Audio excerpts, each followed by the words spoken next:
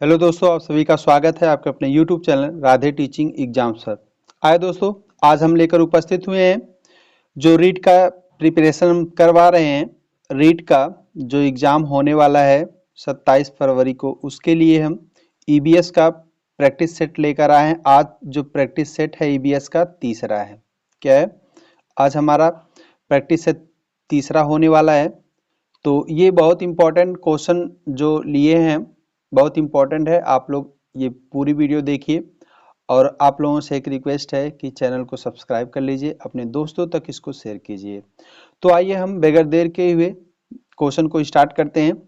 तो हमारा पहला क्वेश्चन है इसमें, बच्चों में प्रतिदिन डायरी लिखने, मौसम दर्ज करने एवं उससे संबंधित प्रश्न पूछने पर बच्चों में किस कौशल का विकास होता है? तो अनुमान लगाने का कौशल, लेखन कला का कौशल, संप्रेषण कौशल, मापने का कौशल। तो इसमें से कौन सा कौशल का विकास होता है? तो आपका हो जाएगा विकल्प नंबर सी, संप्रेषण कौशल हो जाएगा। 62 नंबर का क्वेश्चन है, अर्थशास्त्र की मूलभूत अवधारणाओं की समझ विकसित की जा सकती है। अर्थशास्त्र की मूलभूत अवधारणाओं की समझ विकसित की जा सकती है बाजार के रोल प्ले का आयोजन करवाकर, बैंक पोस्ट ऑफिस का भ्रमण करवाकर, मूल्य जैसी अमूर्त धारणा को उदाहरणों द्वारा व्यक्त करके, उपरोक्त सभी। तो क्वेश्चन नंबर 62 का कौन सा सही हो जाएगा? डी सही हो जाएगा। और 63 में पूछा है, क्वेश्चन नंबर 63 में पूछा है, पर्यावरण के अंतर्गत आते हैं पेड़ पौधे, जीव जंतु, रिश्ते नाते, सांस्कृत, मकान, सड़कें, पूजा स्थल, उपरोक्त सभी। तो इसमें से आपका क्वेश्चन नंबर जो 63 है, 63 का क्या हो जाएगा? पर्यावरण के अंतर्गत ये सभी आते हैं, पेड़ पौधे आते हैं, जीव जंतु आते हैं, रिश्ते नाते, संस्कृत, मकान, सड़क, पूजा स्थल, ये सब क्या पर्यावरण के अंतर्गत आते हैं। तो इसलिए आपका क्वेश्चन नंबर 63 का आंसर क्या हो जाएगा? डी सही हो जाएगा। देखिए क्वेश्चन नंबर 64 है, इसमें पूछा है, शारदा एक्ट का संबंध निम्न में से किससे है? शारदा एक्ट का संबंध किससे है? बाल विवाह से है, दहेज प्रथा से है, बाल श्रम, अनिवार्य शिक्षा से। तो शारदा एक्ट का संबंध है बाल विवाह से। किससे है? ए, विकल्प ए हो जाएगा, बाल विवाह से है। तो इसमें शारदा एक्ट का संबंध अभी बताए हैं बाल विवाह से होता है। यह एक्ट 1929 में, क्या यह एक्ट 1929 में बना, जिसमें जो है विवाह के लिए लड़कों की उम्र, जो लड़के की उम्र रखी गई है वो 18 वर्ष रखी गई थी और लड़कियों की उम्र कितनी रखी गई थी? 14 वर्ष रखी गई थी। तो विकल्प आपका कौन सा हो जाएगा? ए सही हो जाएगा, बाल विवाह हो जाएगा। इसमें क्वेश्चन नंबर 65 में पूछा है, बच्चों के लिए सीखने के अवसर प्रदान करने के लिए आप इनमें से क्या नहीं करेंगे? क्या नहीं करेंगे? तो 4 विकल्प है। तो देखिए, बच्चों को समस्या सुलझाने के लिए प्रेरित करेंगे, ये करेंगे। उनकी अवधारणात्मक संरचना को स्पष्ट करने में मदद करेंगे, ये भी आपको करना होगा। उन्हें सुझाव व संकेत देंगे जिससे वे नया ज्ञान सीख सकेंगे, ये भी करेंगे। उन्हें सही उत्तर अच्छी तरह समझ देंगे, मतलब आप उनको उत्तर नहीं बता सकते। तो विकल्प आपका डी सही हो जाएगा। अब आइए देखते हैं नेक्स्ट क्वेश्चन। देखिए क्वेश्चन नंबर 66 है। क्वेश्चन नंबर 66 में पूछा है, बच्चे को समाजीकरण का पहला पाठ कहाँ से प्राप्त होता है? तो बच्चे को समाजीकरण का पहला पाठ कहाँ से प्राप्त होता है? तो आपको परिवार से होगा, कि विद्यालय से, कि सांस्कृतिक केंद्र से, कि धार्मिक केंद्र से। तो हम बता दें आपको कि परिवार बच्चे का प्राथमिक विद्यालय है, जहाँ बच्चे अनौपचारिक शिक्षा ग्रहण करता है, तथा समाजीकरण की शुरुआत भी परिवार से होती है। परिवार को समाजीकरण का प्राथमिक पाठशाला भी कहा जाता है। तो आपका आंसर क्या हो जाएगा? परिवार हो जाएगा, विकल्प ए सही होगा। इसमें क्वेश्चन नंबर 67 में पूछा है, प्रोटीन का सर्वोत्कृष्ट स्रोत है। तो इसमें पूछा है कि जिसमें प्रोटीन सबसे अधिक पाया जाता है वो कौन सा है? दूध है, कि मांस है, कि सोयाबीन है, कि अंडा है? तो हम आपको बता दें कि प्रोटीन शरीर की महत्वपूर्ण आवश्यकता है और इसके कारण शरीर में नए ऊतकों का निर्माण तथा उनकी मरम्मत होती है। किसके द्वारा? प्रोटीन के द्वारा होती है। अगर इनकी कमी हो जाए, प्रोटीन की कमी हो जाए, तो इसमें सूखा रोग हो जाता है। अगर प्रोटीन की किसी व्यक्ति में कमी होती है तो उसको क्या हो जाता है? सूखा रोग हो जाता है। और अगर हम इसके स्रोत की बात करें तो सबसे ज़्यादा किस में होगा? तो सोयाबीन प्रोटीन का सर्वोत्तम स्रोत माना जाता है। और जिसमें सोयाबीन में 43% प्रोटीन पाया जाता है। तो विकल्प आपका कौन सा सही हो जाएगा? सी सही हो जाएगा, सोयाबीन हो जाएगा। विकल्प क्या होगा? सोयाबीन सही हो जाएगा। अब देखिए क्वेश्चन नंबर 68 में पूछा है ऊर्जा का पिरामिड होता है। ऊर्जा का पिरामिड कैसा होता है? सीधा होता है कि उल्टा होता है कि अनियमित होता है, किसमें से कोई नहीं? तो ऊर्जा का पिरामिड कैसा होता है? तो आप बताएंगे आंसर इसका सीधा होता है। अब आइए देखते हैं नेक्स्ट क्वेश्चन। देखिए क्वेश्चन नंबर 69 है। क्वेश्चन नंबर 69 में पूछा है प्रकृति में ऑक्सीजन का प्रमुख स्रोत क्या है? प्रकृति में ऑक्सीजन का प्रमुख स्रोत क्या है? समुद्री जल है कि वर्षा जल है कि पर्यावरण की हरे पेड़ पौधे? तो हम आपको बता दें प्रकृति में ऑक्सीजन का प्रमुख स्रोत क्या है? तो हरे पेड़ पौधे हैं। अगर हम इसकी बात करें तो ऑक्सीजन का प्रतीक क्या होता है? ऑक्सीजन का प्रतीक O होता है। इसकी परमाणु संख्या कितनी होती है? इसकी परमाणु संख्या 8 होती है। ऑक्सीजन का परमाणु संख्या कितना होता है? 8 होता है। अगर हम बात करें पानी में, खनिज में और चट्टानों में भी ऑक्सीजन क्या होता है। और अगर हम वायुमंडल में ऑक्सीजन की परसेंट की बात करें तो इसकी परसेंट होती है 20.95% होता है। इसको हम 21% क्या कर लें? मान लें। कितना? इसमें वायुमंडल में ऑक्सीजन 21% होती है। और हम इसको ये जान लें कि जो प्रकृति में ऑक्सीजन का प्रमुख स्रोत क्या बताएं आपको? हरे पेड़ पौधे बताएं। क्योंकि पौधों में प्रकाश संश्लेषण क्रिया द्वारा ऑक्सीजन का क्या होता है? उत्सर्जन किया जाता है। तो आपका विकल्प कौन सा हो जाएगा? डी सही हो जाएगा, हरे पेड़ पौधे हो जाएगा। क्वेश्चन नंबर 70 में पूछा है छात्रों के लिए सीखने के प्रमुख संसाधन है। छात्रों के लिए सीखने के प्रमुख संसाधन है विभिन्न क्रियाओं हेतु सामग्री संकलन, ग्रंथालय, सर्वे एवं प्रोजेक्ट निर्माण, उपरोक्त सभी। तो इसमें आपका क्वेश्चन नंबर 70 में हो जाएगा डी सही हो जाएगा। विकल्प क्या होगा? डी सही हो जाएगा। क्वेश्चन नंबर 71 में पूछा है धूम्रपान से होने वाला प्रमुख रोग कौन सा है? जो धूम्रपान व्यक्ति करते हैं, बीड़ी, सिगरेट, गांजा ये सब पीते हैं, उनमें कौन सा रोग होता है? तो आपको बताना है तपेदिक क्षय रोग होता है कि कैंसर होता है कि अल्सर होता है कि अनिद्रा होता है? तो धूम्रपान से होने वाला प्रमुख रोग कौन सा हो जाएगा आपका? इसमें क्या होगा? 71 में डी में बी होगा। क्या होगा? बी हो जाएगा कैंसर। किसका होगा? फेफड़ों का कैंसर होगा। और अगर हम कैंसर की बात करें तो कैंसर क्या है? एक विषाणुजन्य रोग है। और अगर कैंसर वाले व्यक्ति को क्या लग जाए, चोट या घाव लग जाए, तो वो जल्दी क्या होता है? भरता नहीं है। और अगर हम ये धूम्रपान से और अन्य रोग क्या क्या हो सकता है? प्रमुख रोग कौन से? पहला तो आपका होगा फेफड़ों का रोग होगा, और दूसरा हृदय का रोग हो जाएगा, स्ट्रोक, मधुमेह होगा, अस्थमा होगा, मोतियाबिंद, मसूड़ों की बीमारी। तो विकल्प आपका कौन सा सही हो जाएगा? बी सही हो जाएगा। देखिए क्वेश्चन नंबर 72 में पूछा है वायुमंडल में नाइट्रोजन गैस की प्रतिशत मात्रा कितनी होती है? वायुमंडल में नाइट्रोजन गैस की प्रतिशत मात्रा कितनी होती है? 20.95 होती है कि 78.09 होती है कि 21 होती है कि 0.09 होती है? तो आपका विकल्प इसमें से कौन सा सही हो जाएगा? नाइट्रोजन का 78.09 हो जाएगा, ये हो जाएगा। और आपको यहाँ पे 21% जो है किसकी? ऑक्सीजन का। ये भी ऑक्सीजन का, दोनों इसको आप क्या है? ऑक्सीजन का मान सकते हैं। तो आपका विकल्प बी सही हो जाएगा, 78.09% हो जाएगा। क्वेश्चन नंबर 73 में पूछा विटामिन ए की कमी से होने वाला रोग। जिसके पास अगर विटामिन ए की कमी हो जाती है तो उसको कौन सा रोग हो जाता है? तो आपका इसमें आंसर हो जाएगा बी हो जाएगा, रतौंधी। जिसको विटामिन ए की कमी होती है उसको रतौंधी होती है। और अगर हम इसकी विटामिन ए के रासायनिक नाम की बात करें तो विटामिन ए का रासायनिक नाम होता है क्या होता है? रेटिनल होता है। और अगर हम बात करें जो विटामिन ए है वो क्या है? वसा में घुलनशील होता है। विटामिन ए वसा में घुलनशील होता है। और अगर हम विटामिन ए के स्रोत की बात करें, किसकी बात करें? स्रोत की, तो विटामिन ए का स्रोत क्या हो जाएगा? प्रमुख रूप से इसका स्रोत क्या होता है? मछली होता है। मछली, गाजर, मक्खन और टमाटर इत्यादि में क्या है? ये विटामिन ए जो है प्राप्त होता है। अब आइए देखते हैं नेक्स्ट क्वेश्चन। देखिए क्वेश्चन नंबर 74 में पूछा है विश्राम अवस्था में स्वस्थ व्यक्ति की हृदय की प्रति मिनट धड़कन कितनी होती है? कोई व्यक्ति स्वस्थ है, उसका जो हृदय है प्रति मिनट में कितनी बार धड़कता है? तो आप बताएंगे 72 मिनट में धड़कता है। और 75 नंबर क्वेश्चन में पूछा है कि प्राकृतिक एवं सामाजिक सांस्कृतिक पर्यावरण के बीच अंतःक्रिया का उदाहरण है। वनों की कटाई, शिकार, निर्माण कार्य, उपरोक्त सभी। तो क्वेश्चन नंबर 75 में आपका विकल्प क्या हो जाएगा?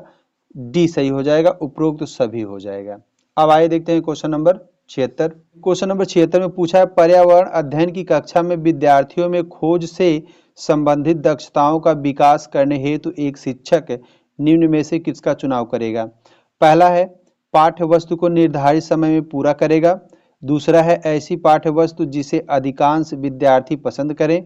ऐसी पाठ्य वस्तु जो विद्यार्थियों के लिए महत्वपूर्ण हो। ऐसी पाठ्य वस्तु जो विद्यार्थियों के दैनिक जीवन से जुड़ी समस्या हो। तो आपका विकल्प 76 का क्या हो जाएगा? 76 का डी हो जाएगा।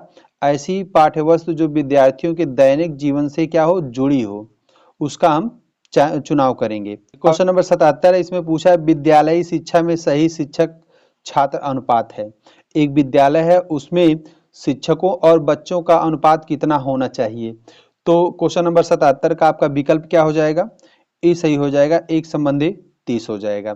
और क्वेश्चन नंबर 78 है, इसमें पूछा है मौसम के दृष्टिकोण से उष्णकटिबंधीय प्रदेश का प्रमुख लक्षण है। वर्ष भर गर्मी रहना, ठंडी में अधिक ठंडा एवं गर्मी में हल्की गर्मी, साल भर अधिक जाड़ा या ठंड, ठंड में कम ठंडी एवं गर्मी में हल्की गर्मी। तो आपका इसमें क्वेश्चन नंबर 78 में विकल्प कौन सा सही हो जाएगा?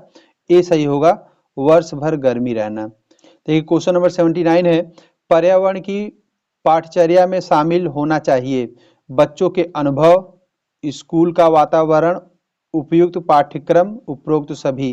तो 79 का क्या हो जाएगा आपका? डी सही हो जाएगा, उपरोक्त सभी हो जाएगा। क्वेश्चन नंबर 80 में पूछा है दिन और रात होने का प्रमुख कारण क्या है?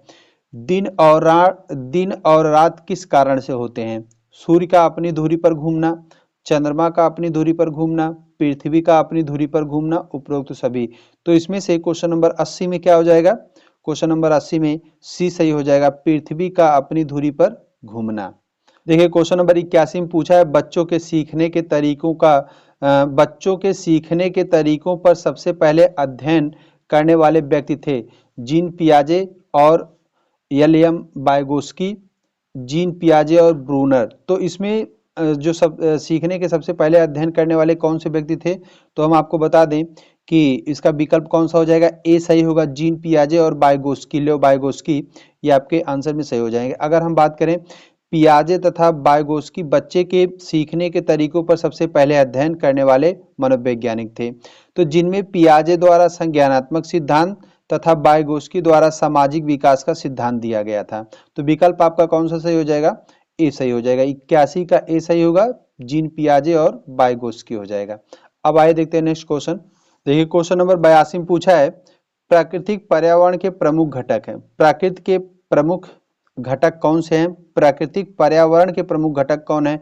सभी जीव, भू आकृतिक कारक, जलवायु कारक, ये सभी। तो इसमें से क्या हो जाएगा आपका? विकल्प डी सही होगा, ए सभी। अगर हम बात करें प्रकृति के सभी जैव व अजैव घटकों को प्राकृतिक पर्यावरण के अंतर्गत सम्मिलित किया जाता है, अतः प्राकृतिक पर्यावरण सभी जीव, भू आकृति तथा जलवायु कारक घटक के रूप में आएंगे। तो आपका विकल्प कौन सा हो जाएगा? डी सही हो जाएगा। क्वेश्चन नंबर 83 में पूछा पर्यावरण अध्ययन की कक्षा में बच्चों के अनुभवों को महत्व देना चाहिए। पर्यावरण की एक कक्षा है, उसमें बच्चों के जो अनुभव उनको महत्व देना चाहिए। तो विकल्प कौन सा सही होगा? बच्चों को अपनी बात बताने में आनंद आता है, इससे बच्चों का आदाई कौशल परिमार्जित होता है, अभिव्यक्ति के कौशल का विकास होता है, विषय को बच्चों के अनुभवों से जोड़ने पर सीखने की प्रक्रिया को बढ़ावा मिलता है। तो आपका क्वेश्चन नंबर 83 का आंसर क्या हो जाएगा? तो आप लोग इसका आंसर जो है कमेंट में बताइए क्या होगा। तो हम बता रहे हैं आपको क्वेश्चन नंबर 83 का आंसर क्या होगा। तो इसका आंसर क्या हो जाएगा? डी हो जाएगा, विषय को बच्चों के अनुभवों से जोड़ने पर सीखने की प्रक्रिया को बढ़ावा मिलता है। अब आइए देखते हैं नेक्स्ट क्वेश्चन। क्वेश्चन नंबर 84 है, पूछा है इसमें हमारे शरीर के किस अंग के द्वारा अमोनिया को यूरिया में बदला जाता है? जो हमारा शरीर है उसमें कौन सा अंग है जो अमोनिया को यूरिया में बदल देता है? यकृत है, कि वृषक है कि फेफड़े की हृदय, तो इसमें से आपका विकल्प कौन सा सही हो जाएगा? आपका 84 का विकल्प कौन सा सही होगा? ए सही हो जाएगा, यकृत। यकृत को हम अंग्रेजी में क्या कहते हैं? लीवर कहते हैं। अंग्रेजी में यकृत को क्या कहते हैं? लीवर कहते हैं। और ये जो लीवर है शरीर की सबसे बड़ी ग्रंथि है। यकृत, अगर कोई पूछ रहा है कि शरीर की सबसे बड़ी ग्रंथि कौन सी है, तो आप बताएंगे यकृत और लीवर, मतलब आकृत या लीवर। आकृत को ही हम अंग्रेजी में क्या कहते हैं? लीवर कहते हैं। लीवर सबसे बड़ी ग्रंथि है शरीर की, जिसका प्रमुख कार्य क्या होता है? लीवर का प्रमुख कार्य होता है अमोनिया को यूरिया में बदलना होता है, जिससे यूरिया क्या होती है? मूत्र के साथ शरीर से बाहर आ जाता है। तो आपका विकल्प कौन सा सही हो जाएगा? ए सही होगा, यकृत सही होगा। देखिए क्वेश्चन नंबर 85, क्वेश्चन नंबर 85 में पूछा है एक पोषण स्तर से दूसरे पोषण स्तर पर ऊर्जा का कितना भाग स्थानांतरित होता है? 25% होता है स्थानांतरित, की 30%, की 50%, की 10%। तो यह नियम जो है लिंडमैन ने दिया था, और आपका विकल्प इसमें कौन सा सही हो जाएगा? डी सही होगा। विकल्प क्या सही होगा? इसका डी सही होगा। और इसमें क्या बताया गया है? एक पोषण स्तर से दूसरे पोषण स्तर तक ऊर्जा का 10% भाग क्या होता है? स्थानांतरित होता है। यह जो 10% का नियम है वो किसने दिया है? तो आप बताएंगे लिंडमैन ने दिया है। किस वर्ष में दिया है? 1942 में दिया है। इस नियम के अनुसार 90% भाग प्रत्येक स्तर अपने ऊर्जा प्रयोग में ले लेता है तथा अपने से आगे केवल 10% छोड़ता है। तो अगर कोई जो है वस्तु 100% आपको मिल रही है, तो आप उसमें से 90% अपने पास रख लेंगे और 10% क्या है? अगले व्यक्ति को दे देंगे। यही लिंडमैन ने दिया है 10% का नियम। तो विकल्प आपका कौन सा सही हो जाएगा? डी सही हो जाएगा। अब आइए देखते हैं नेक्स्ट क्वेश्चन। देखिए क्वेश्चन नंबर 86 में पूछा है ज्ञान निर्माण में निम्न में से किसकी आवश्यकता होती? अनुभव की होती है, कि अवधारणा का बनना होता है, कि अन्वेषण विधियां एवं सत्यापन होता है, उपरोक्त सभी। तो आपका क्वेश्चन नंबर 86 में इसका आंसर हो जाएगा डी हो जाएगा। अब आइए देखते हैं next question. Question number 87, question number 87 में पूछा है निम्न में कौन वायुमंडल की स्वतंत्र नाइट्रोजन का स्थिरीकरण करता है? नीली हरी शैवाल, की प्रोटोजोआ, की कवक, की वायरस। तो क्वेश्चन नंबर 87 में आपका विकल्प कौन सा सही हो जाएगा? नीली हरी शैवाल। विकल्प ए सही हो जाएगा। और क्वेश्चन नंबर 88 में पूछा है सामाजिक बुराइयों का उदाहरण है। सामाजिक बुराइयों का उदाहरण है जो समाज में है, कौन सी बुराई है? बाल विवाह, दहेज, बाल श्रम, ये सभी। देखिए आपका जो सामाजिक बुराइयों के अंतर्गत क्या आएगा? आपका बाल विवाह आ जाएगा, और दहेज, बाल श्रम, ये सभी। तो आपका विकल्प कौन सा हो जाएगा? 88 का डी सही हो जाएगा। अब आइए देखते हैं नेक्स्ट क्वेश्चन। क्वेश्चन नंबर 89 है पर्यावरण अध्ययन की कक्षा होनी चाहिए। आपकी एक पर्यावरण कक्षा वह कैसी होनी चाहिए? गतिविधि आधारित कक्षा, पाठ्य पुस्तक पर आधारित कक्षा, पाठ्य पुस्तक में दी गई गतिविधियों पर आधारित कक्षा, की उपरोक्त सभी। तो इसमें से कौन सा होना चाहिए? तो आपका क्वेश्चन हो जाए आंसर हो जाएगा गतिविधि आधारित कक्षा होनी चाहिए। पर्यावरण की अध्ययन की कक्षा कैसी होनी चाहिए? गतिविधि आधारित कक्षा होनी चाहिए। अब आइए देखते हैं नेक्स्ट क्वेश्चन। देखिए क्वेश्चन नंबर 90 है। इसमें पूछा है बच्चों में सामाजिक भावना का विकास करने के लिए निम्न में कौन प्रयास सर्वोत्तम है?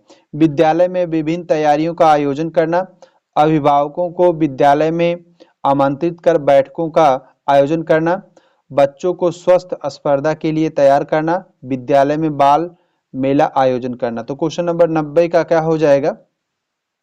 आपका इसका हो जाएगा सी सही हो जाएगा, बच्चों को स्वस्थ स्पर्धा के लिए तैयार करना। तो विकल्प आपका सी सही हो जाएगा। देखिए आपके क्वेश्चन ये 30 होते हैं पूरे। आपके यहाँ पे 61 से क्वेश्चन नंबर 61 से शुरू हुआ था और 90 तक। तो हम आपको बता दें कि इसके बीच में 30 आपके क्वेश्चन हम करवाए हैं, और हमें उम्मीद है कि ये जितने भी क्वेश्चन करवाए हैं आप लोगों को अच्छे ढंग से समझ में आया होगा। और आप लोग से विनम्र निवेदन है कि आप लोग पूरी वीडियो देखा करिए। जो लोग पूरी वीडियो देखे हैं उनका तहे दिल से धन्यवाद, और आप लोगों से रिक्वेस्ट है कि आप लोग इस चैनल को सब्सक्राइब कर लीजिए और अपने दोस्तों तक इसको शेयर कीजिए। चलिए तो मिलते हैं किसी नेक्स्ट वीडियो में, तब तक के लिए धन्यवाद।